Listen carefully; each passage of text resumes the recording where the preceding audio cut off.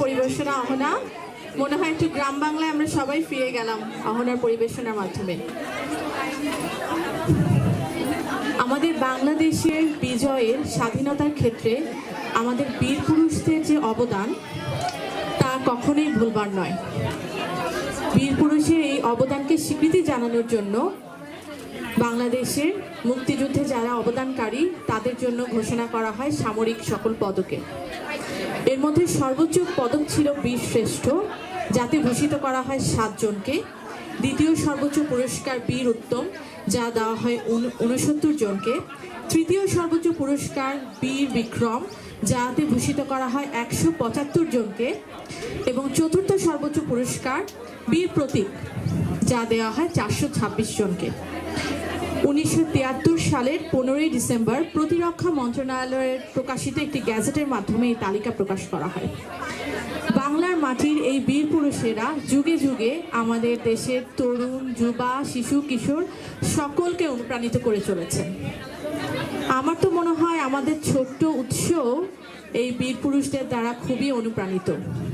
তাই তো সে বড় হয়ে বীর পুরুষ হতে চায়, মাকে সারা জীবন আগলে রাখতে চায়। আর কি কি করবে উৎস? চলুন শুনি। উৎস নিয়ে আসছে রবীন্দ্রনাথ ঠাকুরের বীর পুরুষ কবিতাটি। উৎসকে সবাই আমরা করতালির মাধ্যমে আমন্ত্রণ জানাবো। বীর পুরুষ লিখেছেন রবীন্দ্রনাথ ঠাকুর। মনে করো যেন বিদেশ ঘুরে, মাকে নিয়ে যাচ্ছি অনেক দূরে। তুমি যাচ্ছ পালকিতে মা চড়ে, দরজা দুটো একটুকু ফাঁক করে। আমি যাচ্ছি রাঙা ঘোড়ার পরে, টোক বুগিয়ে তোমার পাশে পাশে। রাস্তা দিয়ে ঘোড়ার খুঁড়ে খুঁড়ে রাঙা ধুলো মেঘ উড়ে আসে। সন্ধে হলো, সূর্য নামে পাটে, এলেম যেন জোড়া দিঘির মাঠে। ধু ধু করে যে পানে চাই, কোনখানে জনমানব নাই। তুমি যেন আপন মনে তাই ভয় পেয়েছো, ভাবছো এলেম কোথায়? আমি বলছি ভয় পেও না মাগো, ওই দেখা যায় মরা নদীর সোতা। চোরকাটাতে মাঠ রয়েছে ঢেকে, মাঝখানেতে পথ গিয়েছে বেঁকে।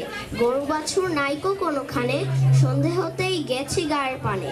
আমরা কোথায় যাচ্ছি কে তা জানে, অন্ধকারে দেখা যায় না ভালো। তুমি যেন বললে আমায় ডেকে, দিঘির ধারে ওই যে কিসের আলো এমন সময়। হা রে রে রে রে, ওই যে কারা আসতেছে ডাকছে রে।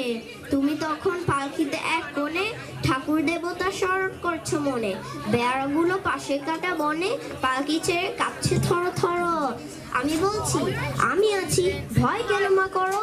হাতে লাঠি, মাথায় ঝাঁকড়া চুল, কানে তাদের গোজা জবার ফুল। আমি বলছি দাঁড়া খবরদার, এক পা কাছে আসিস যদি আর। এই দেখ আমার তলোয়ার, টুকরো করে দেব তোদের সেরে। শুনে তারা লম্ফ দিয়ে উঠলো, চেঁচিয়ে উঠলো, হা রে রে রে রে। তুমি বললে যাস নে খোকা ওরে, আমি বলছি দেখো না চুপ করে। ছুটিয়ে ঘোড়া গেলেম তাদের মাঝে, ঢাল তলোয়ার ঝনঝনিয়ে বাজে। কি ভয়ানক লড়াই হলো মাঝে, শুনে তোমার গায়ে দিবে কাটা। কত লোক যে পালিয়ে গেল ভয়ে, কত লোকের মাথা পড়লো কাটা। এত লোকের সঙ্গে লড়াই করে ভাবছো খোকা গেলই বুঝি মরে।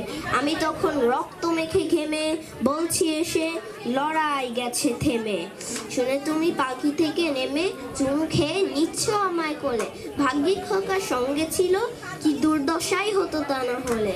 রোজ কি ঘটে যাহা তাহা, এমন কেন সত্যি হয় না হা। এমন যদি সত্যি হতো তবে শুনতো যারা অবাক হতো সবে। দাদা বলতো কেমন করে হবে, খোকার গায়ে কি এত জোর আছে। পাড়ার লোকে বলতো সবাই শুনে, ভাগ্যি খোকা ছিল মায়ের কাছে।